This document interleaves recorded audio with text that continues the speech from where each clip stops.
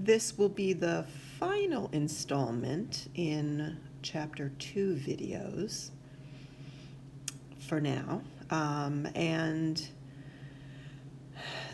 this topic is not one that they do much with in the reading, although there are some homework questions related to ions, so I thought I would just fill you in on a little more than the book is going to tell you if you're just reading about ions. An ion is, I bet you know this, a charged particle in which the number of protons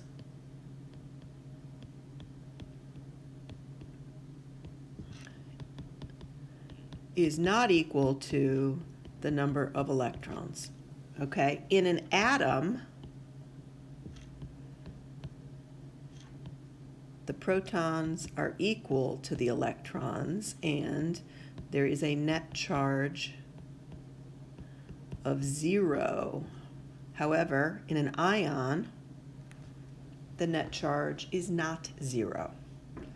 How does an ion form? Two ways. An ion can form by the loss or the gain of electrons, either or.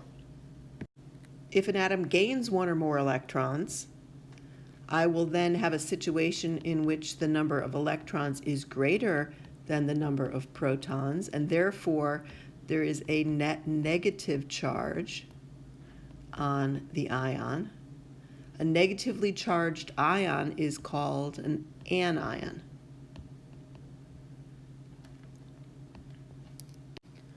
So here are three combinations of particles, and we're going to use the periodic table and this distribution of particles to write the symbol for each of these ions. The first of these here has 8 protons. That tells me that this is an oxygen atom, and you can put the atomic number down below if you like. It really isn't necessary. If you write the symbol O, that implies 8 protons in the nucleus. Because there are 7 neutrons, the mass number would be 15. And the charge is 2- because there are 2 extra electrons, or 2 more electrons than protons. And so that's how the ion symbol would be written. Let's go over here to this one on the right. 53 protons tells me that this is an iodine atom, or I'm sorry, an iodine ion.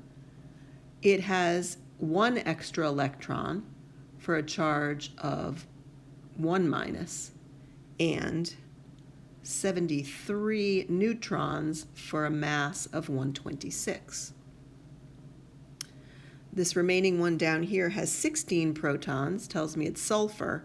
I don't have any neutron information, so I'm not able to put a mass number up above, but I do know that the charge is 2- because the number of electrons is 2 greater than the number of protons. If an atom loses 1 or more electrons, then the number of protons will be greater than the number of electrons, giving me a net positive charge. And an ion with a net positive charge is called a cation. So let's do a couple of examples of those and write some symbols. Keep your periodic table handy. You'll be able to look up the atomic numbers. Something with 12 protons is magnesium. Write the 12 or don't, it's no big deal. It's fine either way, and the charge on this is 2+ because 2 electrons have been removed from the neutrally charged atom. 26 protons tells me that we're talking about iron. The mass of this isotope is going to be 51, and the charge is 3+. Finally, 1 proton identifies this as hydrogen. The mass would be 2 due to the proton and the neutron, and the charge would be +1, 1+, however you want to write that. Okay? These are all examples of cations. We will do a great deal more with ions in later chapters. This is just a little bit of an introduction. So I hope that makes sense. If not, jot down some questions and ask about it in class.